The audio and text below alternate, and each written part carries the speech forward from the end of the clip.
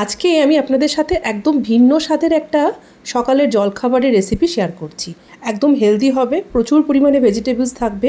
টেস্টের দিক দিয়ে যদি বলেন তো অসাধারণ লাগে খেতে, এত সফট, নরম, তুলতুলে, মুখে দিলেই মিলিয়ে যাবে। নমস্কার বন্ধুরা, আপনাদের সবাইকে স্বাগত জানাই আমার কুকিং চ্যানেল সোনালি কথায়। চলুন ভিন্ন স্বাদের এই জলখাবারটা দেখে নেওয়া যাক কী করে বানাবো। দেখুন, প্রথমে আমি আপনাদের দেখিয়ে দিচ্ছি যে এখানে কী কী ভেজিটেবলস আমি ইউজ করেছি। ক্যাপসিকাম, ধনেপাতা, গাজর, পেঁয়াজ, টমেটো, লঙ্কা, আদা একদম মিহি করে কুচো করে নিয়েছি। গাজরটাকে গ্রেট করেছি, বাকি সমস্তগুলোকে চপারে চপ করে নিয়েছি, আর আদাটাকে আমি গ্রেট করে দেখাচ্ছি। ব্যাস, এবার আপনারা যদি মনে করেন যে আরও কিছু ভেজিটেবলস দেবেন তো দিতে পারেন অবশ্যই। এখন আরেকটা যে জিনিস, যেটা মেন জিনিস, সেটা হচ্ছে চাল। ঘরের সিদ্ধ চাল 1 কাপের মতন আগের দিন রাত্রে ভিজিয়ে রেখেছিলাম। পরের দিন সকালের ভিডিও ক্লিপিং এটা।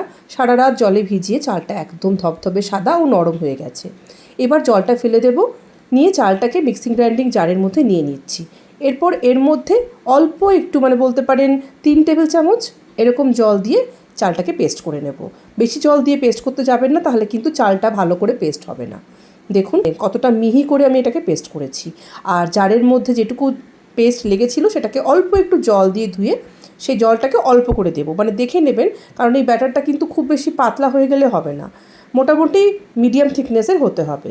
আমি আপনাদেরকে দেখিয়ে দিচ্ছি যে কতটা আমাদের এই থিকনেস রাখতে হবে এই ব্যাটারের, তো সেই বুঝে আপনারা জলটা দেবেন।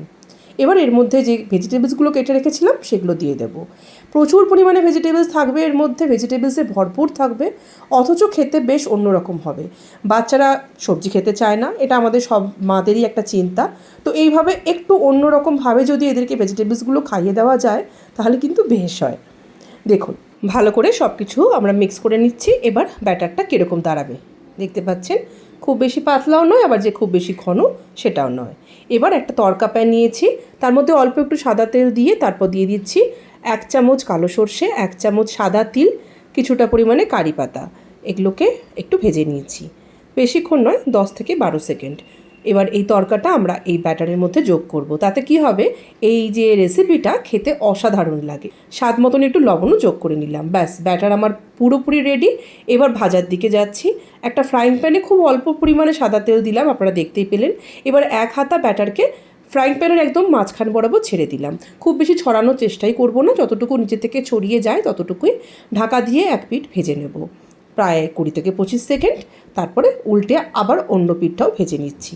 এই রেসিপিতে তেলের ব্যবহার কিন্তু প্রায় নেই বললেই চলে, আর ভীষণ তাড়াতাড়ি তৈরি হয়ে যায়, ঝটপট। আপনারা এই ধরনের, এটাকে চিলা বলতে পারেন বা আপনারা ঝাল গোলা রুটি বলতে পারেন, যাই বলুন না কেন, এই জিনিসটা কিন্তু একদম নতুন ধরনের একটা স্বাদের, খেতে অসাধারণ লাগে। এত রকম ভেজিটেবলস থাকে, তার সাথে এই যে তড়কাটা দিয়েছিলাম তার জন্য এর ফ্লেভারটাও খুব ভালো, আর একদম সফট তুলতুলে। তো আপনারাও বানিয়ে নিতে পারেন এরকম ধরনের ব্রেকফাস্ট রেসিপি। আর ভিডিও ভালো লাগলে অবশ্যই কিন্তু চ্যানেলটিকে সাবস্ক্রাইব করতে ভুলবেন না। সবাই ভালো থাকুন, সুস্থ থাকুন, নমস্কার।